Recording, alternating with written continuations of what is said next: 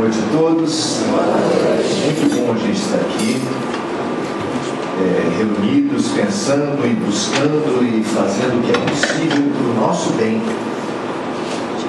para disseminar o bem, a começar por nós mesmos. Nós somos que nem pincel.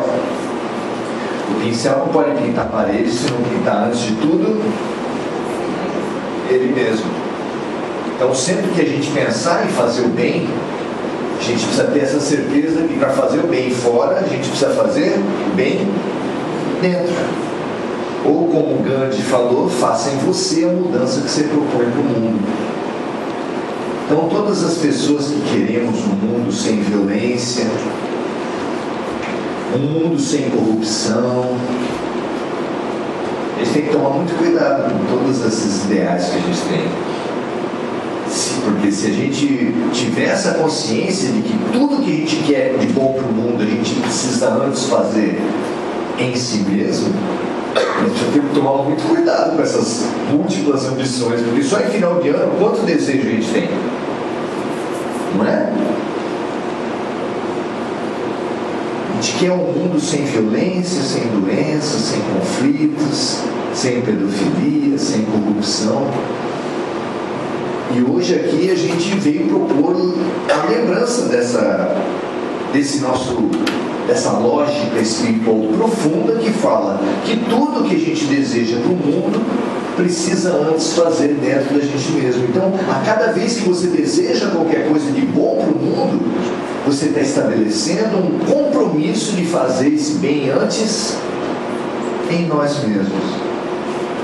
Mas tem uma questão anterior ao bem e que nós acabamos de remeter para a gente mesmo, que no último capítulo desse livro, Síntese, que a gente tem, que veio através da gente, onde a gente pensa a saúde do ponto de vista de Jesus, esse livro ele pega como última parte o Pai Nosso. Essa oração que a gente vem repetindo há tanto tempo e que muitos de nós ainda não refletimos sobre o Pai Nosso. E uma oração não refletida, dá que efeito? Eu costumo comparar que é mais ou menos como um hino nacional. Ouviram do Ipiranga as margens plácidas de um povo herói com brado retumbante. O que eu disse? O que eu disse? Acabei de falar o que vocês já falam desde pequenininho. Nós estamos repetindo há muitos anos. Quantos anos? E o que eu falei? Ninguém sabe. A gente repete feito papagaio. E o Pai Nosso, se a gente repetir também que nem papagaio, vai parecer Harry Potter. No tempo que a humanidade acreditava em magia, tinha palavras que você falava e o mundo mudava. Abracadabra. E o mundo, puf, mudou. Alguém ainda acredita nisso? De vez em quando a gente está andando na rua, nos carros está escrito Jesus, esse nome tem poder. Então é só falar Jesus que o mundo muda. Se fosse verdade, Portugal era a maior superpotência do mundo, porque lá está cheio de Jesus. Ó Jesus, faça isso, ó Jesus, está cheio. Então era só repetir Jesus que o mundo muda. Muita gente acredita nisso. A gente respeita a crença de todo mundo, mas se só falar Jesus mudasse o mundo, primeiro que no Oriente, onde não se tem uma cultura do cristianismo muito desenvolvida, estaria perdido. E o Ocidente estaria em luz.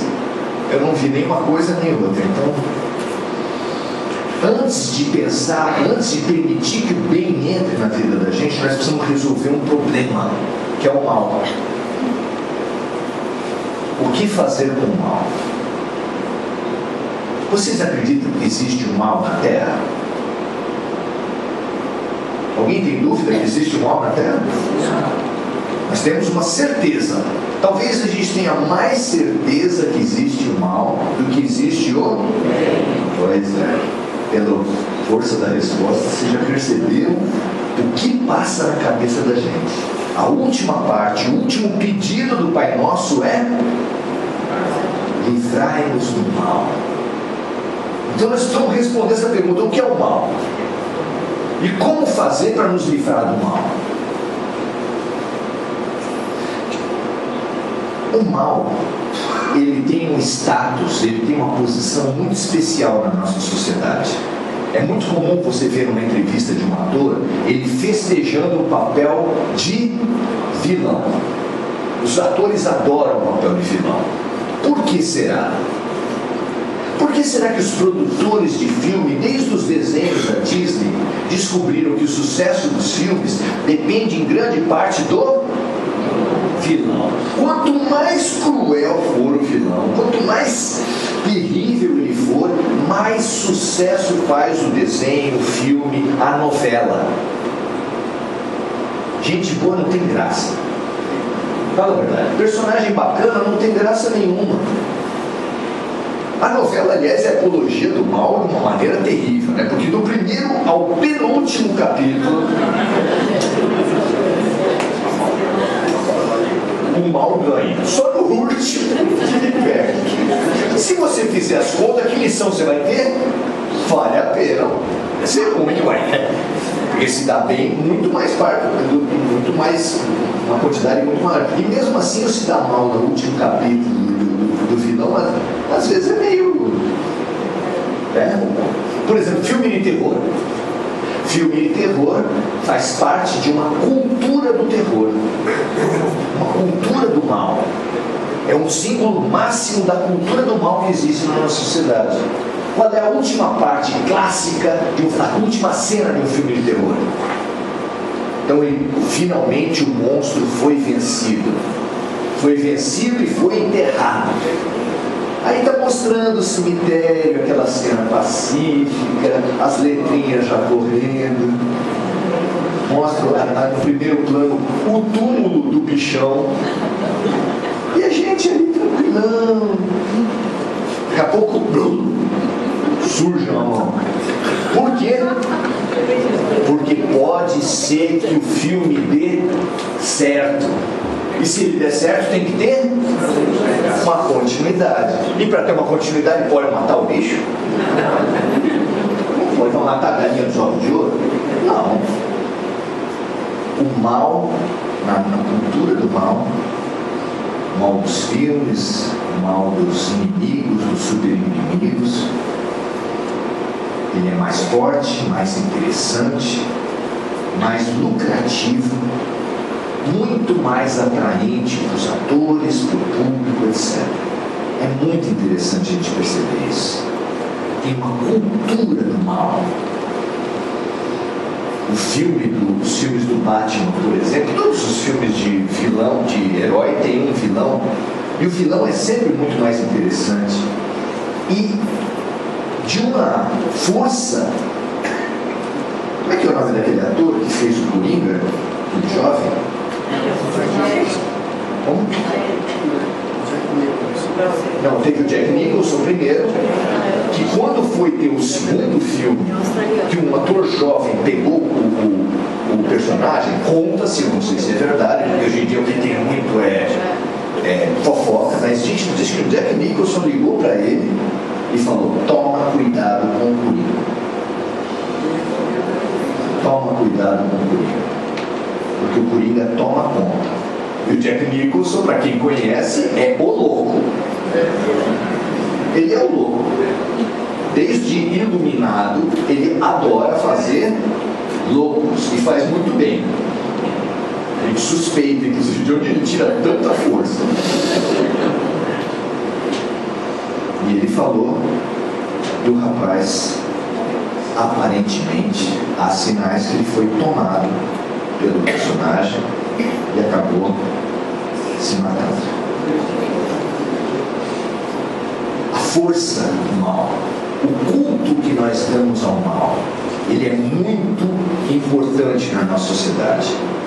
Só no noticiário é que o bem emerge, só tem notícias boas, mostrando que a nossa prioridade na hora do noticiário não, né?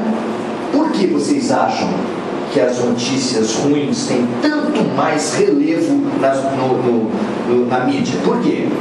Porque dá na audiência, na tua vida mesmo. Se você andar na rua e ver 10 coisas boas e uma ruim, você vai comentar com quem? Você vai comentar com as pessoas o quê?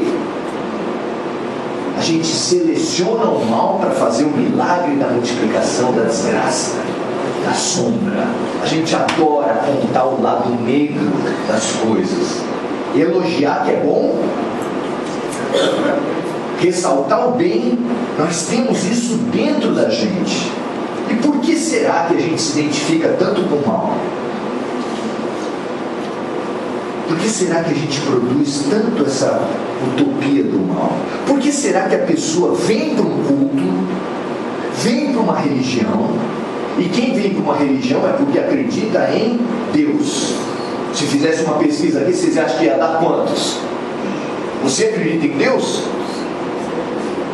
Eu arrisco dizer que é quase 100%. Só que as pessoas conseguem acreditar em Deus e acreditar no mal também. Porque a pergunta eu já fiz. Eu fiz primeiro a do mal porque é uma pegadinha, né? Então, nós conseguimos acreditar no mal e acreditar em Deus. Porque o Deus que você acredita, Ele é bom? Ele é justo? Ele é todo-poderoso? Então como é que pode ter mal, gente? Se Deus é todo-poderoso, Ele pode tudo, Ele é perfeitamente bom e justo, como é que pode existir o mal? Mas a gente acredita nos dois, não é? Dia das dúvidas, acende uma vela para Deus e para o demônio.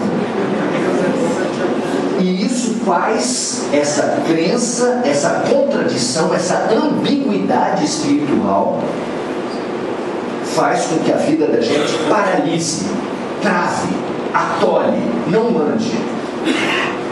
Porque você acaba sendo um carro atolado, com 4 pessoas dentro, e que descem os 4 para desatolar o carro.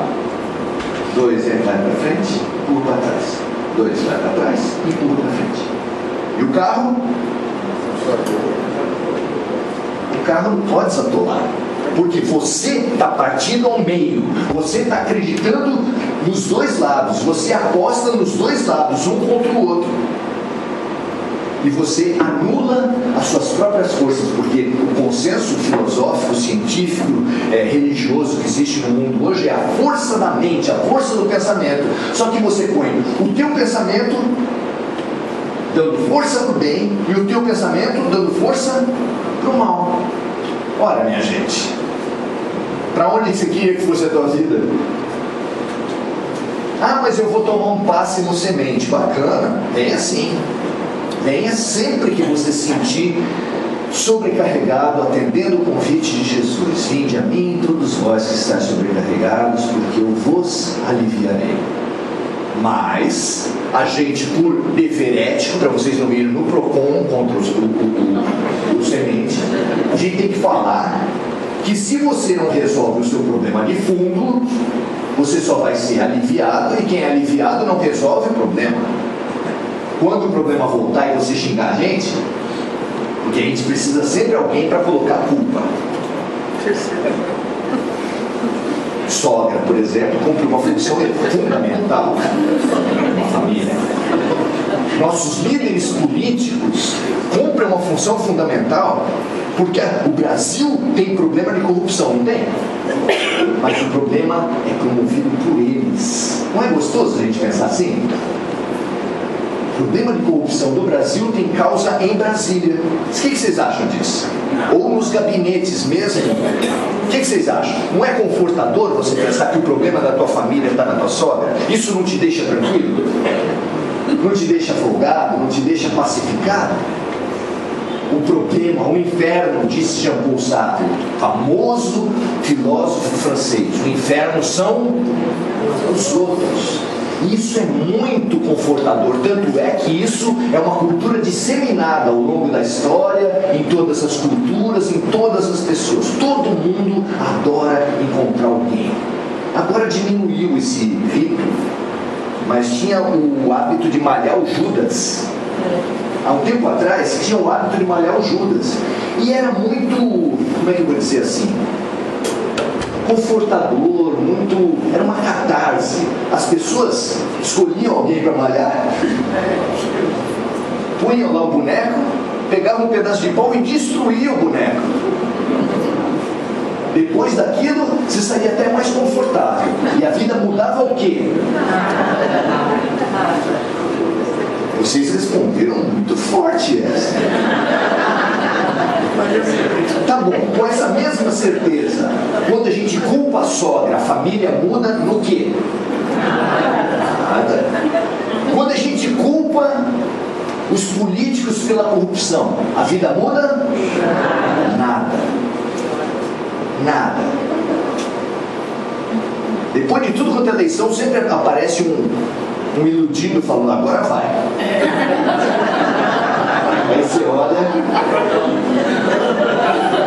e nem aquela mocinha que fala assim, eu vou casar e meu marido vai me fazer feliz. Aí você fica naquela, conto ou não conto?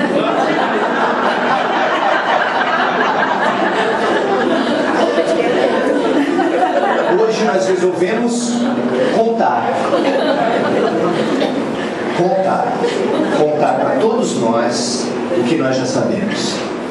Nossa vida não vai mudar enquanto a gente não se mudar. Tem uma sabedoria muito grande, uma frase que todo mundo sabe repetir, mas que talvez esse sentido a gente não tenha pego ainda. Os incomodados aqui se mudem. Só os incomodados é que se mudam. Só quem está incomodado, quem busca a autotransformação é que se muda. O resto não muda. Só fica se queixando. Ó vida, ó dor, ó azar. E aquela nuvenzinha só cai raio na cabeça do cara. Por quê? Porque a cultura do terror, a cultura do mal, a cultura que a gente fica tranquilo. A teologia fez isso com a gente, porque já que era absolutamente lógico acreditar num Deus perfeitamente bom e justo e na existência do mal, vocês já se convenceram disso? Que é completamente ilógico você acreditar nas duas coisas? Talvez não. Você viu que já teve bastante resposta firme, né? Agora não teve resposta nenhuma. Então vocês ainda acreditam em Deus e acreditam no mal. Então vamos ver se até o fim a gente dá uma tascada nessa crença. A gente acredita que é possível ter um Deus bom, justo e todo-poderoso e também o mal. Aí para resolver isso, sabe o que os teólogos fizeram? O demônio, o cão, o diabo. Por quê? Porque o diabo é responsável por tudo que acontece de ruim. E Deus é responsável por tudo que acontece de bom. Resolveu nosso problema, não é verdade? Mas onde é que está o Deus Todo-Poderoso? O que tem mais na terra, o bom ou o mal? O mal. Então como é que Deus é Todo-Poderoso está perdendo de 7-1, 14-1, 21-1? Onde está o Deus Todo-Poderoso?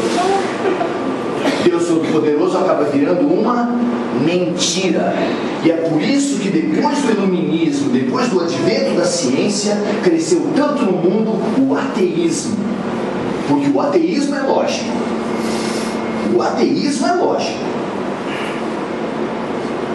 Se Deus é responsável pelo bem e o diabo é responsável pelo mal, ele está perdendo, ele não tem nada de todo-poderoso. Ou então ele não é bom, ou então ele não é justo. O que vocês preferem? Um Deus que não é todo-poderoso, não é bom ou não é justo? Vai, 3 alternativas, A, B e C.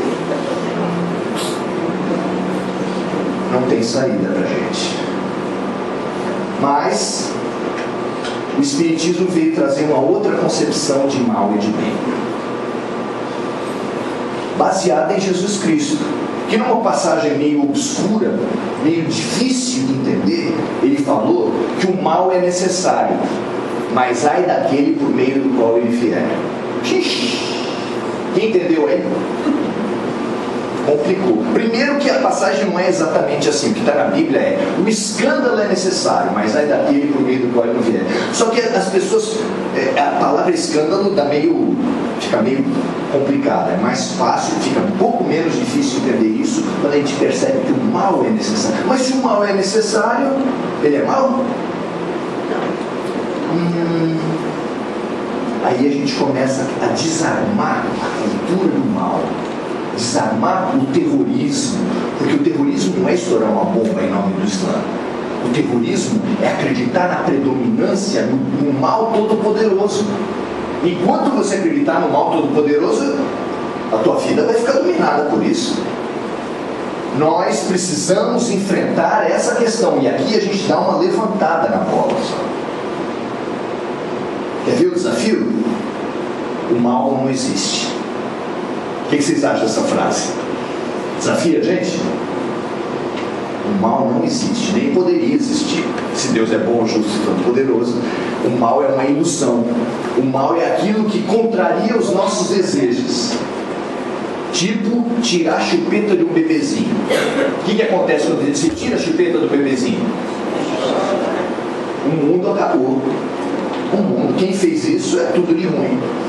Mais tarde, a criança quer comer sobremesa antes do almoço. A mãe fala? Não. Aí a mãe se torna mal. Se você falar para o teu filho, quando for vacinar, mamãe vai levar você para colocar doença no seu corpinho, tá bom, filho? O que você acha? Com uma injeção. Com uma injeção, você acha que o teu filho vai ficar feliz? Isso que eu falei é mentira? Dar vacina é colocar doença no corpinho do filho. Então as mães e os médicos estão fazendo mal para as crianças? Estão ou não estão? Colocar doença no corpo de uma criança não é fazer mal? Como assim? Eu não estou entendendo. Na superfície do problema, olhando na superfície do problema, parece que tem tudo para ser mal. Mas no fundo, não é. Por que não é? Porque colocando um pouquinho só de doença no corpo, ele cria os anticorpos, e quando vier a doença de verdade, ele está forte. Então o aparente mal, a doença colocada bem colocada no corpo da pessoa, torna ela mais forte, imunizada, mais capaz de vencer os problemas. Epa! Estamos começando a quebrar a cultura do mal. Essa cultura que fez a gente pedir um feliz 2019. Quem não pediu feliz 2019 aqui? Você acha que tem alguma dúvida que o feliz 2019 é um 2019 sem problema? Sem conflito em casa, sem violência, sem nenhum problema? Alguém tem dúvida disso? A gente pede isso? Vocês não, né? Vocês não pedem. A gente pede isso. Alguma vez deu certo? Quem já teve um ano sem problema nenhum, levanta a mão. E por que você pede então? 31 de dezembro vai voltar. Você vai pedir o quê? E pula 7 ondinhas. E põe caixinha um em cima da outra. Uma amarela, uma verde rosa, uma vermelha. Cada uma uma coisa. Do jeito que está hoje, deve ter até homem. Sei lá. A gente duvida. Esse é o problema. E quando a gente duvida, a gente se boicota. A gente joga contra a gente mesmo. Mas como não duvidar, Maurício? Nós estamos num mundo em que os líderes políticos roubam, os líderes religiosos abusam sexualmente. Tudo vai para trás. Confiar em quem? A César o que é de César, a Deus o que é de Deus. A vida não vai para frente se a gente der a Deus o que é dos homens. Nos homens não cabe confiança absoluta. Não cabe? Você confia absolutamente em quem? Em Deus. A idolatria é você dar o absoluto para um homem, para uma pessoa. Tem pais que idolatram filhos, tá certo? Tem famílias que idolatram cachorro, dá certo? Fica aquele bicho assim, enorme, gordão, mimado. Tem gente que idolatra jogador de futebol. O que vocês acham? O Neymar é exatamente um modelo de conduta para a gente todo mundo seguir? E a Anitta?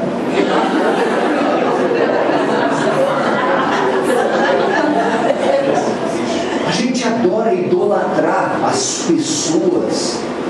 Por exemplo, nas eleições, não ficou claro que um era tudo de bom, o outro era tudo de mal?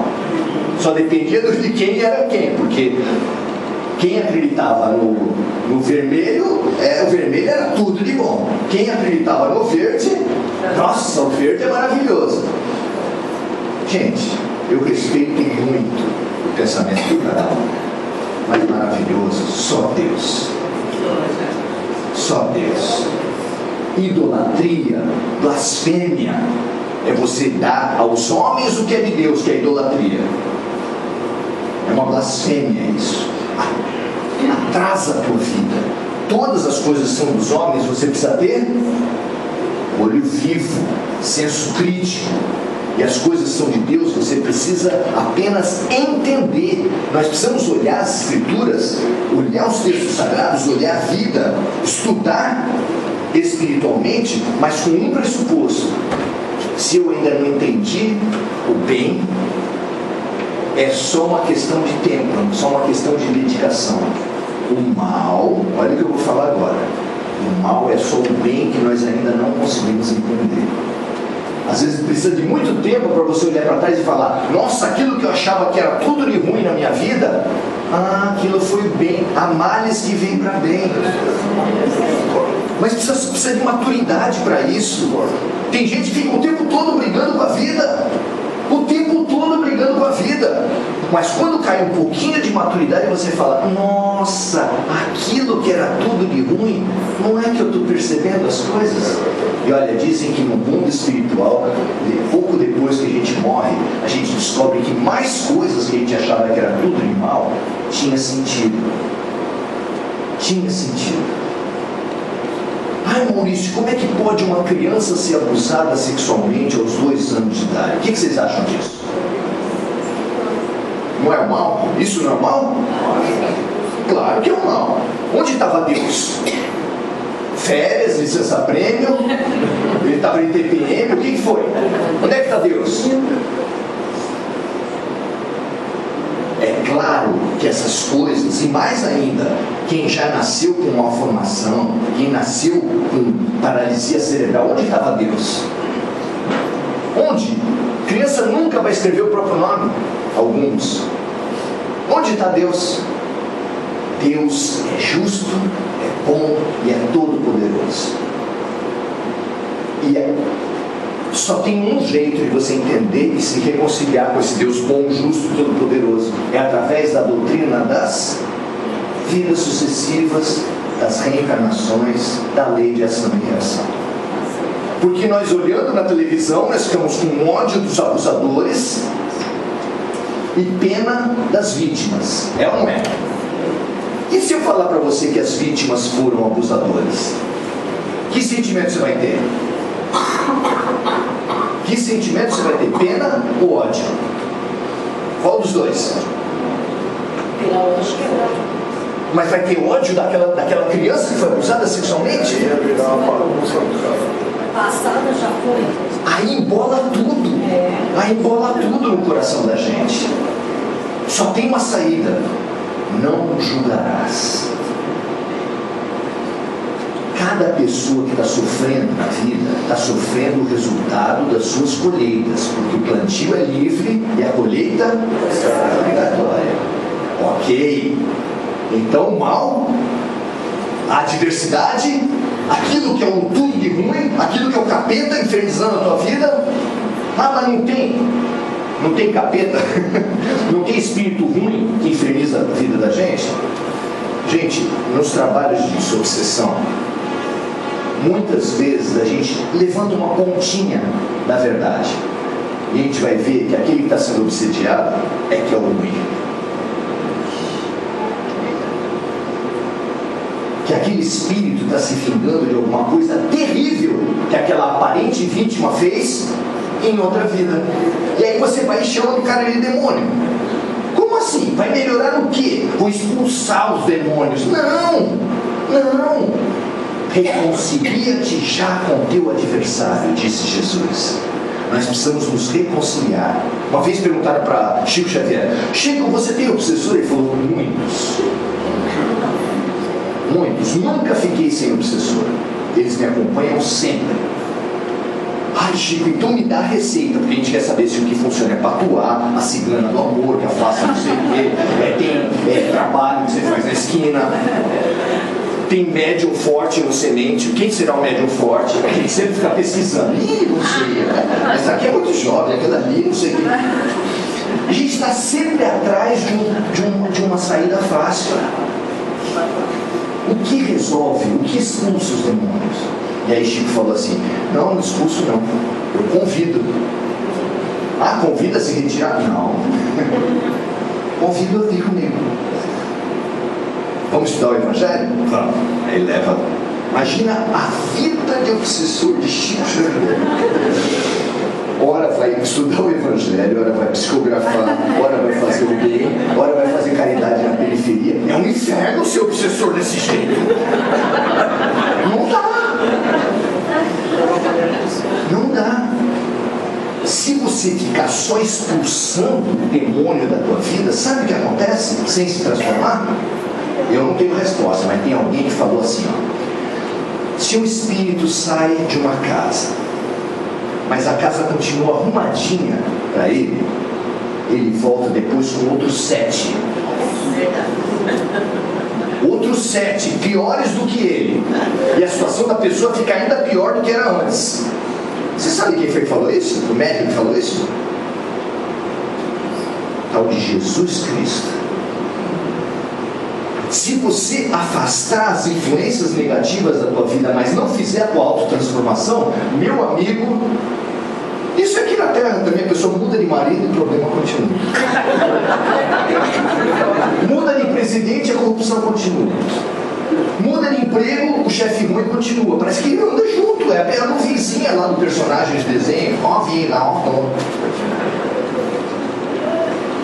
Por que a gente muda e a vida não muda?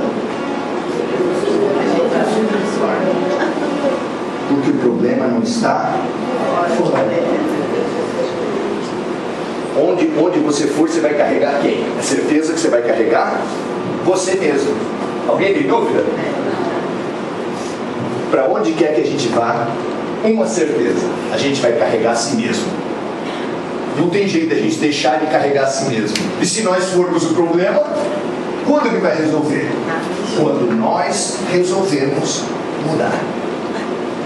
Esse é o convite de Jesus Cristo, que os homens transformaram em hóstia, que os homens transformaram em dízimo, que os homens transformaram em assistir palestra. Gente, rito religioso modifica quem? A pessoa era ruim, batizou, ficou boa. Beleza. Seus problemas se acabaram assim. A pessoa veio no semente, era ruim, tomou um passo, ficou boa. Alivia. E a pessoa até pagando dízimo para espertalhão, se ela pagar de coração, melhora. Olha o que eu estou falando. Ah, tá pondo azeitona na empadaria. Não. Eu estou falando aonde está a mudança. Os ritos tem para tudo quanto é lado. Se você fizer trabalho com galinha preta, sangue para tudo quanto é lado, mas fizer aquilo imbuído do bem, sem desejar o mal para ninguém, aquilo vai fazer o bem, porque o que interessa é o que está aqui dentro. É claro. Nós precisamos acordar. Chega de ilusão. Chega de 2 empurrar para trás, 2 empurrar para frente. Paulo falou aonde está a proteção espiritual. Livrai-nos do mal. Onde está a proteção espiritual? Sejamos sim e não. Quando você acreditar no bem, acredita no bem, mesmo naquele que você ainda não consegue entender. Papai do céu está me ajudando. Eu não sei qual é a lição. Quem estiver aqui brigando com as suas dores, tenha certeza, você ainda não entendeu o que a vida está querendo me ensinar com ela. É isso que a gente sempre fala. O que a vida está querendo me ensinar com a minha doença, com o meu filho, com a minha mãe, com os meus conflitos. Vocês entenderam já? Se você não entendeu, você hoje vai ser aliviado e vai ser. E vai ser aliviado. E parabéns por ter tomado essa decisão de vir aqui hoje. Mas hoje à noite, antes de dormir, aquele intervalinho depois da oração e antes de começar a dormir, ele é precioso. Se você fez uma oração de coração, não foi ouvindo do Ipiranga as Margens Plácidas. Se você fez uma oração de coração, a tua vibração aumentou. E aí você está mais disponível ao intercâmbio. Você está trabalhando a lei da sintonia a teu favor. Aí você fala com o anjo guarda. Faz a tua pergunta. Eu sugiro até que você escreva no papel a tua pergunta. Para fazer a mesma pergunta durante algum tempo, pelo menos um mês. O que tal pessoa veio trazer na minha vida? Você está na revolta, você está no veneno. E aquilo está envenenando que nem o pincel, está envenenando você. Aí você fala, por que essa pessoa, por que a vida colocou essa pessoa no meu caminho? O que ela está querendo me ensinar? O que essa doença, o que esse problema está querendo me ensinar? Porque se o ódio continua, você sai daqui e ele já te pega ali na porta. O ódio já te pega ali na porta e você já sai pegando sujeira para tudo até lá. E quanto mais xingar os sementes, mais sujeira vai juntar. Não tem jeito.